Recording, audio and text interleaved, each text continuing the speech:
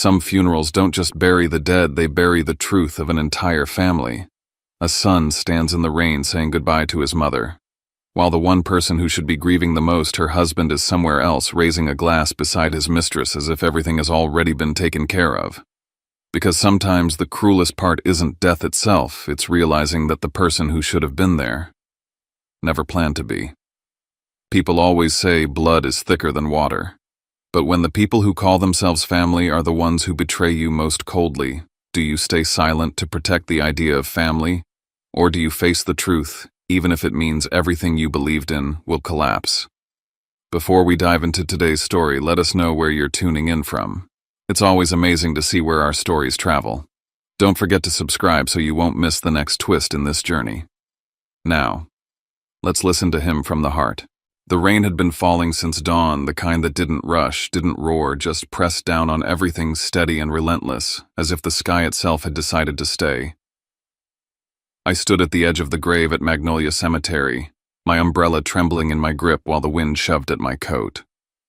When the coffin was lowered, the sound of wet soil collapsing against wood was soft, dull, final. It was a sound I knew would follow me for the rest of my life.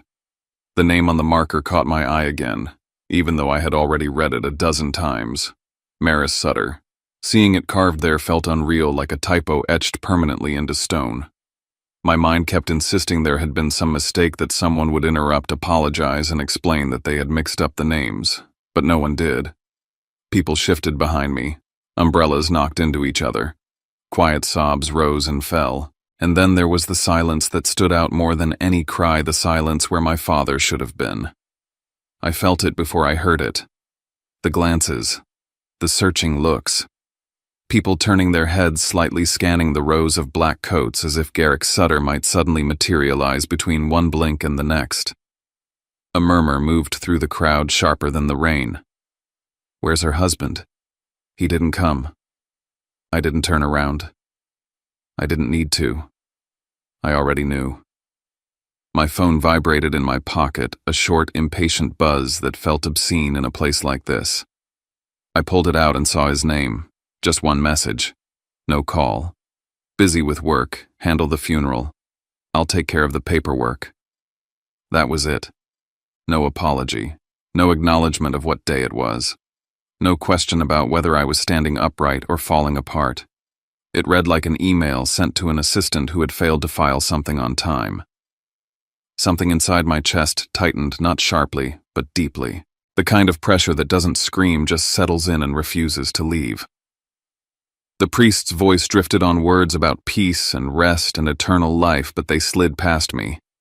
I could only hear the rain and my own breathing. And then a small hand tugged at my sleeve. I looked down and saw Junie, my cousin's daughter, her eyes wide beneath the hood of her little black raincoat. Her cheeks were pink from the cold.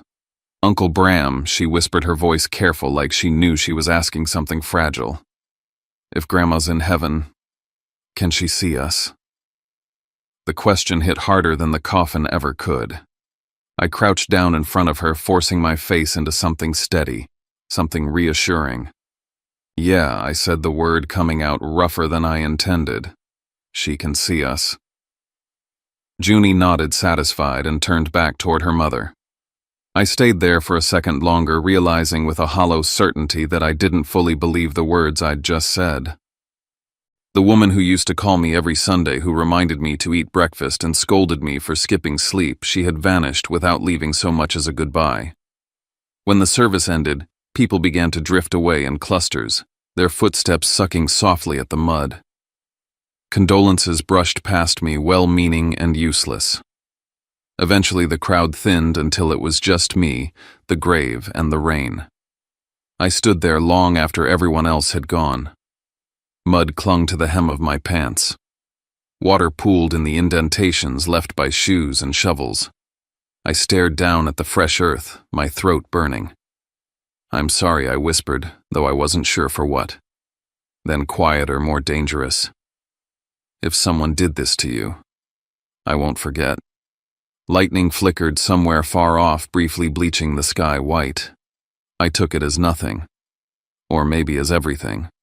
I walked back to my car, feeling heavier than when I'd arrived.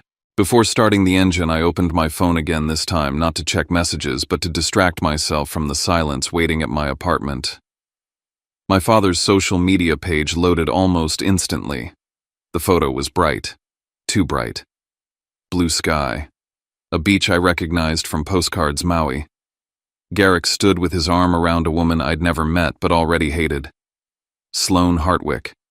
Champagne glasses raised, smiles wide and untroubled. The caption read, "New Beginnings." My hands tightened around the phone. Something shifted inside me, then sliding from grief into something colder, sharper.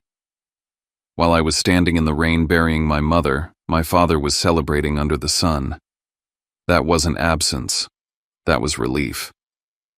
As I drove away from the cemetery, one thought kept circling my mind, slow and insistent.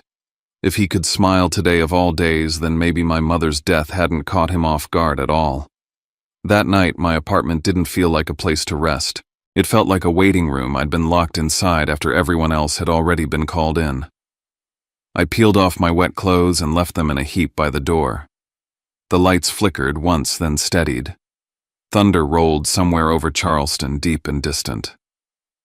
I sat on the edge of the couch, still wearing my shoes, staring at nothing.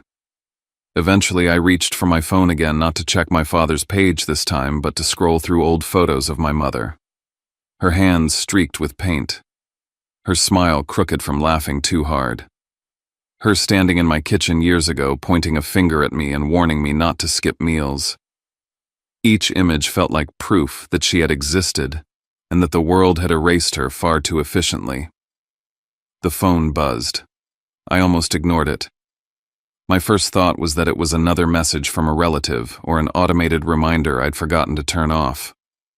But when I glanced down, my breath caught so sharply it hurt. Mom. Her name. Her number. Exactly as it had always been saved. For a long second, I didn't move. The room seemed to tilt just slightly. My thumb hovered over the screen as if touching it might make whatever was happening real. The message was short, direct, no hesitation. I'm not dead. Come to the cemetery, now. My mind fractured into pieces. This was impossible. Phones could be spoofed, numbers could be cloned, people played cruel jokes. That had to be it. And yet my body had already made a decision. I stood up so fast the coffee table rattled. I grabbed my keys and jacket, my heart slamming against my ribs as if it knew something my brain was still refusing to accept. The rain had sharpened by the time I reached my car. Wind shoved at the door as I climbed in. I started the engine and pulled out into the street, my windshield wipers fighting sheets of water that blurred the world into streaks of yellow and red. As I drove, I kept checking the rearview mirror, then my phone, then the road again. It felt like I was being pulled by hope, by fear, by something that didn't care which one it was using. If this was a prank, it was the cruelest one imaginable. And if it wasn't, I didn't know what that meant. Magnolia Cemetery loomed out of the darkness like a shape half remembered. The iron gates were slick with rain, the lamps inside flickering weakly. Fog curled low to the ground, turning the rows of headstones into shadows. I parked and stepped out into the cold, my breath coming fast. The wind cut through my jacket as if it wasn't there. Mom. I called, my voice breaking the moment it left my mouth. Only rain answered. I walked deeper into the cemetery, my flashlight shaking in my hand. The beams skimmed across names, dates, angel statues blurred by moisture. My footsteps sounded too loud, too intrusive. Then I saw movement near the line of trees at the far edge. A figure stood there, small and hunched beneath a soaked coat. For a split second, my brain refused to process what my eyes were seeing. I raised the flashlight, forcing the beam steady. The light caught her face. Pale. Exhausted. Alive. The flashlight slipped from my hand and hit the mud with a dull thud. I took a step back, my blood turning to ice. It was my mother. She looked at me the way someone looks when they're afraid of being real. Her lips parted, and when she spoke my name, it came out as a whisper. Bram. I crossed the distance between us without remembering how my hands finding hers. They were freezing, trembling, but solid. I'm here, she said, quickly gripping me tighter. You can't tell anyone. Not a single person. The words landed hard. This wasn't a reunion. This was an escape. I stared at her, my mind racing ahead and stumbling over itself. How I demanded. Everyone saw you. I saw you. Her eyes filled, but she shook her head. Not here, she said urgently. Someone could see us. As the rain closed in around us, one terrifying truth became clear. My mother was alive, and someone had wanted her gone badly enough that she had vanished without a trace. And if she hadn't sent that message, then whoever had pulled me to this place was still out there watching the board. We didn't leave the cemetery together. That was the first rule my mother insisted on, her voice low and urgent as rain soaked through her coat. She led me to a narrow service road behind the line of oaks, where a dull silver sedan waited under dripping branches. No lights on, no doors slamming. Everything about her movement suggested practice, not panic. Inside the car, the windows fogged instantly. She kept the engine off and spoke only after a long breath, as if arranging the truth in pieces small enough not to break me all at once. For months, she said my father had been pressuring her to sign things, shares, properties, control of her studio, anything with her name on it. The pressure wasn't loud, it was constant. Meetings that never ended, papers that reappeared no matter how many times she pushed them away. Conversations that always circled back to the same point: compliance. The night she collapsed, she'd been painting. Her chest had tightened, not suddenly, but after weeks of carrying a fear she couldn't name out loud. The ambulance took her to MUSC. She remembered fluorescent lights, the smell of antiseptic. And then my father walking into the room, not with worry, but with a folder. He asked her to sign while she could still hold a pen. When she refused, he didn't argue. He didn't plead. He left. And before he did, he said something that stayed lodged in her throat like glass. She didn't repeat it exactly. She didn't need to. I felt its shape anyway. She survived the night because someone else had been watching. Tamsin Reed. One of her former students. A nurse who had noticed the bruises weeks earlier, the way my mother flinched when certain questions were asked. Tamsin had prepared quietly.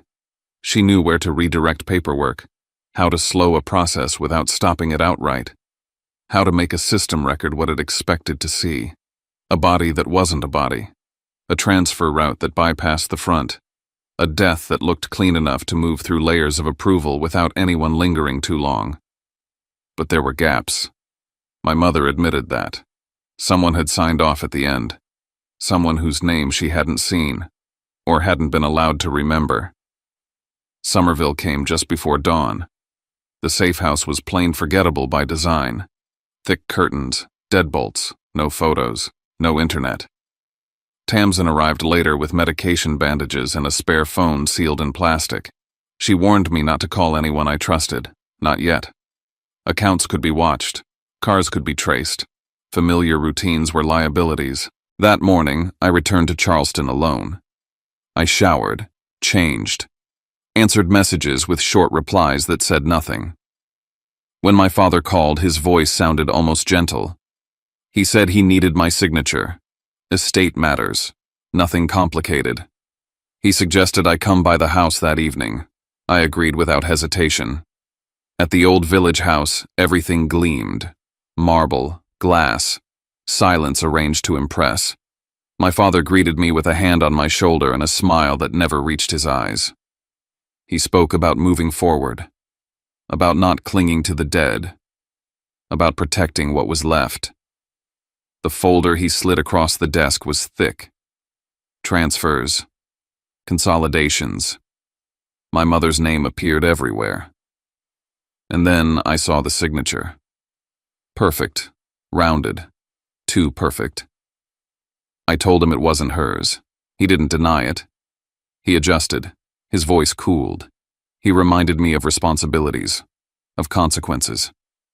In that moment, I understood something clearly for the first time. My mother hadn't nearly died because of her heart. She'd nearly died because of paper. When I stood to leave, my gaze caught on a detail behind his desk.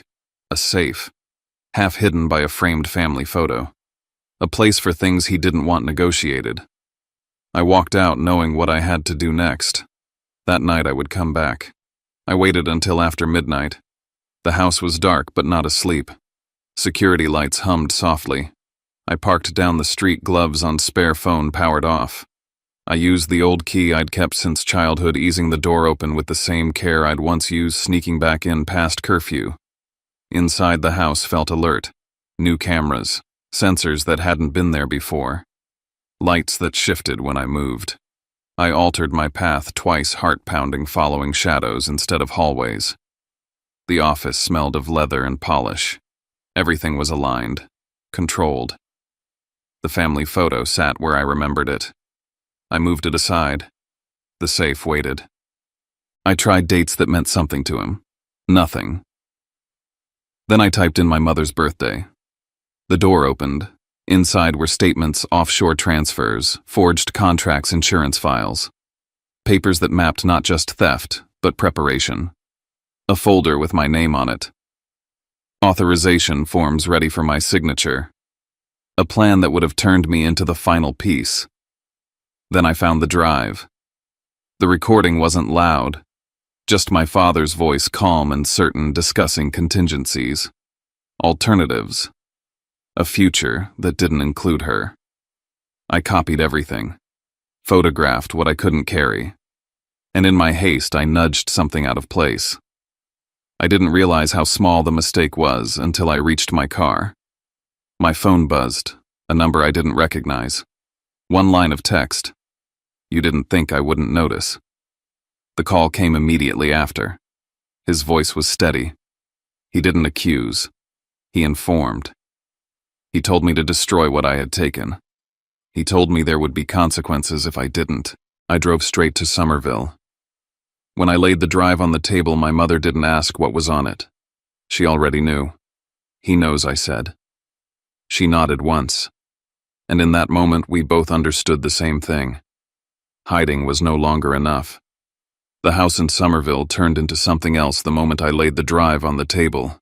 It wasn't a hiding place anymore. It was a workspace. Papers spread across every surface. Bank statements, transfer records, copies of contracts my mother had refused to sign. Audio files queued on a borrowed laptop, the volume kept low as if the walls themselves could be listening. Nomi arrived before sunrise. She didn't waste time on condolences. She sat down, rolled up her sleeves, and began sorting the evidence into piles with a precision that made my stomach tighten. Financial transfers routed through shell accounts. Documents with forged signatures. Messages and recordings that showed intent, pressure, and threat. She spoke calmly, but every word carried weight. We don't have the luxury of delay, she said. Once he realizes what you took, he'll move. And when he moves, he won't be careful. That was when she told me what I had to do next. I had to call him. I stared at her, not understanding. She explained slowly, as if to a child. If my father believed I was frightened, confused, desperate to undo my mistake, he would pause. He would focus on damage control, on reclaiming control. It would buy us time. Hours mattered now. When I called, I let my voice shake. I told him I hadn't known what I was doing, that I'd panicked, that I was scared of what I'd found and even more scared of what it could mean. I said I'd destroy everything if he promised to stop. There was a long silence on the line. Then he softened. He told me he understood grief, that I'd been manipulated, that families survived these things when sons remembered their place. I hung up and felt sick. Later that morning, my mother told me what else was at stake. The studio wasn't just a studio. The land beneath it sat inside a trust she'd established years earlier, a structure my father couldn't touch without her consent. The shares he wanted were only part of it. Without her signature, a significant portion of what he considered his empire remained out of reach. That was why he'd pushed so hard. That was why he hadn't waited. Tamsin arrived in the afternoon, her face drawn. She said the hospital had flagged irregularities. Nothing formal yet, but questions were being asked. Records reviewed, cameras checked. If pressure came from the right direction, the spotlight would turn on her. By nightfall, Charleston was buzzing. A local reporter named Raina Polk ran a piece questioning why a prominent businessman had missed his wife's funeral while vacationing overseas. The story spread fast. Screenshots multiplied, comments sharpened. My father hated losing control of the narrative. We split the evidence. Physical copies sent from one location, digital files uploaded from another, encrypted backups placed in hands that weren't mine. Nomi handled the rest. That night a car slowed outside the house. Headlights swept across the curtains. Gravel shifted near the fence. I watched from the dark, my breath shallow, knowing the performance had worked but only enough to draw him closer. If he came, I wouldn't run. The rain returned just before midnight. I turned off every light, drew the curtains tight. The house held its breath with us. When the car stopped outside, my mother's hand found mine. It was cold, steady. She wasn't afraid of being seen. She was afraid of what would happen if I stood between them. The knock came hard enough to rattle the frame. Bram, my father, called. "Open the door." I stepped into the entryway and opened it just enough to block him. He tried warmth first, told me he was worried, that I'd been misled, that we could talk like family. Then he pushed past me. His eyes scanned the room, sharp and searching. "Where is she?" My mother stepped into the light. For the first time, I saw him lose control. His face drained. His breath caught. He whispered her name like it might vanish if he said it too loudly. She didn't raise her voice. She didn't accuse. She said only, "You tried to erase me." Something in him snapped. He shouted. He denied. He turned on me, then back on her, claiming lies and manipulation. He said she'd faked everything, that I'd stolen documents, that the nurse had acted alone. I told him the files were gone. The sound of sirens cut through the rain. Red and blue light flooded the windows. Agents entered, names read aloud, charges listed without drama. My father looked at me once more, something dark and furious burning behind his eyes as they took him away. When the door closed, my mother sagged against me. Outside, the rain kept falling. The waiting was over. The truth was out, and whatever came next would happen in the open. Charleston didn't calm down after the arrest. It got louder. By noon the next day, the headlines weren't about my father's offshore transfers or forged signatures. They were about my mother coming back from the dead like it was entertainment. Half the city called her brave. The other half called her a con artist. And me, I was either the devoted son or the bitter thief who broke into his father's office for money. Nomi moved us into a quiet hotel near the federal courthouse and gave us rules that felt like a second kind of hiding. No posted locations, no walking alone, no answering unknown calls. "This isn't over," she kept saying. "This is when he fights dirtiest." He did. His attorneys filed motions that tried to turn the entire case inside out. Their story was simple and poisonous. Maris faked her death, the hospital was fooled, and I stole documents to frame a grieving husband so I could control my mother's estate. It was all smoke and shame built to make the jury distrust us before a single exhibit hit the screen. Then Sloane appeared. Not in person at first, on camera. Photos of her outside my father's lawyer's office. A carefully worded statement from a concerned friend that painted Garrick as a man blindsided by betrayal. She implied my mother had been unstable, that I'd been manipulated, that my father was the one being attacked. It was the same kind of cruelty as Maui: bright lighting, pretty packaging, the ugliness underneath hidden by a good angle. Nomi didn't let it shake her. She built our case like a chain you couldn't snap at one link. First, motive. She explained why my father needed my mother's signature, why he needed control of the trust and the land under her studio, why estate paperwork had become urgent the moment she went down in that hospital bed. Second, conduct. She laid out what happened in the ICU. The folder, the pressure, the refusal, the change in tone, the escalation. Third, concealment, offshore accounts, shell entities, transfers routed through jurisdictions my father thought were too far for anyone to chase. Fourth, threat. The calls. The message in my ear that night telling me there might be another funeral if I didn't destroy what I had. But the courtroom wasn't a clean place. It was a battlefield with microphones. They went after Tamsin first.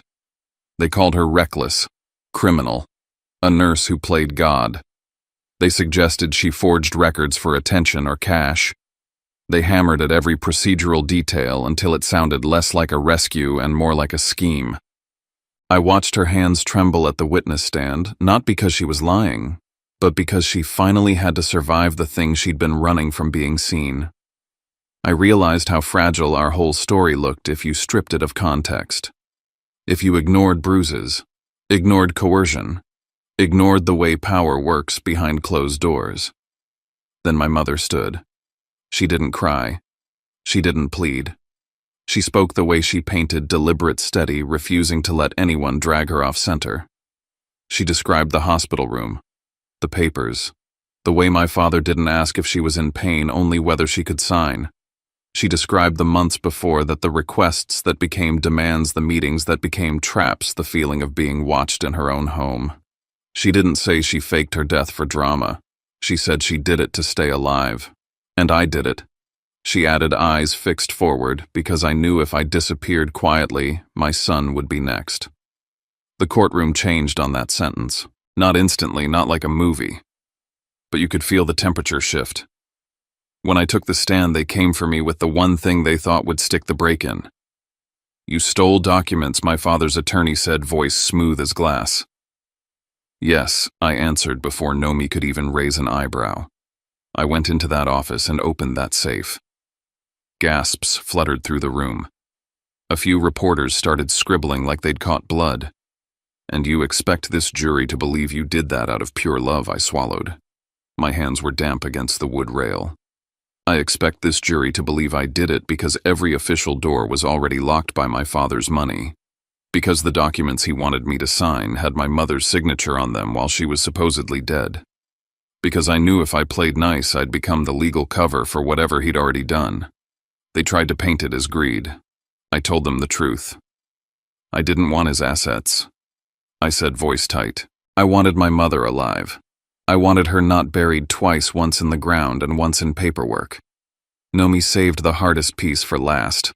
Not the statements, not the transfers, not even the forged signatures. She played the audio, my father's voice calm and practical, talking about my mother like a problem, talking about alternatives if she didn't cooperate, talking as if her absence could be managed the way a balance sheet could. It didn't matter how his attorney spun it. The jury heard what I heard in Somerville when the sirens arrived, not grief, not love, not confusion, control. By the end of the day, my father finally looked at us. Really looked. Not as family, as variables. When the jury filed out to deliberate, my mother's fingers found mine under the table. She held tight, and I realized my hands were shaking. We had done everything right. And still I felt the old fear claw up my spine that power could rewrite reality if it shouted loud enough. As the courtroom emptied, one question kept drilling into me sharper than any lawyer's voice. That first night, the message from my mother's number, if she hadn't sent it, who did, and why did it arrive at the exact moment I would have broken? The jury came back the next afternoon. I watched their faces as they filed in. I tried to read them and failed. My throat felt raw from holding my breath for hours. Guilty, the foreperson said, and the room seemed to exhale all at once. Guilty on the fraud, guilty on laundering, guilty on forgery, guilty on threats tied to an effort to remove my mother as an obstacle. My father didn't explode, he didn't shout. He just went still, as if the word had cut the last thread keeping his posture upright. At sentencing, the judge didn't dress it up. My father had used money like a weapon and people like tools. He'd tried to turn a marriage into a transaction, a hospital bed into a signing station, a funeral into a convenience. The punishment matched the scale of what he'd done. When the sentence was read, decades, not years, I didn't feel triumph. I felt my lungs finally open, like I'd been underwater since Magnolia Cemetery. As marshals led him away, he turned his head. His eyes landed on me, and for a split second I saw the father I used to chase down the hallway when I was a kid. Then that softness snapped back into something colder, a look that promised I'd pay for embarrassing him. It wasn't a plea. It was a hook. And I understood then that the last thing he wanted wasn't forgiveness. It was guilt. The kind that keeps you awake, keeps you small, keeps you living as if you owe him something even after he's gone. Outside, cameras swarmed. They asked my mother if it felt like victory, if she felt satisfied. She paused, and her voice came out tired but clear. "It doesn't feel like victory," she said. "It feels like freedom." The questioners stumbled over that. There was nothing to sensationalize in it, no revenge, no celebration. Just a woman claiming her own life. Sloane tried to disappear once the case turned. She didn't vanish cleanly. Records surfaced, travel receipts, messages, small proof that my father's absence from the funeral wasn't an accident or a misunderstanding. It was a choice made by a man who believed the board had already been cleared. When it became convenient, she acted shocked. When it became dangerous, she detached. None of it surprised me. It only confirmed what I'd felt the first time I saw her on that beach. She wasn't the engine. She was the mirror my father liked looking into. When things quieted enough for me to think straight, I asked Nomi to help me answer the questions that still burned. How did he find the Somerville house so fast? It was me. Not on purpose. Not with betrayal in my heart. Just with carelessness. I didn't realize was carelessness. A shared family location service I'd forgotten was still tied to my vehicle account. A login I hadn't fully severed. One small thread that led straight from my fear back to the man who had taught me how to hide. He didn't need an inside informant. He needed the control he'd already built into our lives. Then there was the message. I asked Tamsin to meet me privately away from lawyers and reporters and hospital corridors that still felt like traps. She looked older than she had weeks earlier, like the stress had carved time into her face. I need to know, I told her. That night. The text. She hesitated, then nodded. It was me, she said. My chest tightened. You sent it from my mom's number. She was too weak, Tamsin said quietly, and terrified. She didn't want that phone active near her. She thought he might trace it, or that someone at the hospital could access records. I had her device. I used it because it was the only way you'd come. If I'd messaged from mine, you would have questioned it long enough to stay home. I stared at her. Anger flashed, then collapsed into something else, something like understanding. You didn't tell me, I said. I couldn't, she answered. You were already on the edge. And if you'd known, you might have said the wrong thing at the wrong time. You had to believe it came from her. You had to move. She took a breath, then added, and you needed to go that night. Not the next day. Not after you'd slept. He was already accelerating the paperwork. He was already locking things down. If you hadn't opened that safe when you did, there's a good chance the evidence would have been moved where none of us could reach it. So it wasn't fate. It wasn't the universe calling on my mother's behalf. It was a nurse who saw a bruise and decided a lie was the only way to keep a woman alive long enough to tell the truth. When Charleston finally became too loud to breathe and my mother and I left, we found a small place near Isle of Palms close enough to the ocean that the air tasted like salt and clean distance. My mother kept her days simple, painting again, teaching a few local kids who didn't know her name from the headlines. I opened a small design studio and put our names on the sign not as branding, but as a promise, honesty, or nothing. Some nights I still heard the rain in my head, still saw the coffin sinking into wet ground, still felt the cold shock of that flashlight beam catching her face among the trees. But over time, the fear loosened its grip. One evening we sat on the porch with tea watching the sky darken over the water. My mother's hands were steady as she lifted the cup. Alive hands. Real hands. I realized I wasn't scanning the street anymore, not waiting for headlights to sweep the curtains, not bracing for the next threat disguised as family. We didn't get everything back. Maybe we never could. But we got the one thing my father never understood the value of until he lost it. The right to live without asking permission. When a story like this ends, it doesn't always feel like a win. It feels like an exhale, like the moment you realize you've been holding your breath for years. And maybe that's what we take with us tonight. The truth can be delayed, buried under paperwork and polished smiles, but it still has a way of finding air, especially when one person chooses to protect life over image. We also learn something quieter. Sometimes the kindest thing we can do for ourselves is name what's happening, draw a line, and stop calling it love when it's really control. Not to punish anyone. Just to finally be able to live without fear in our own skin and to keep our heart tender without letting it be used.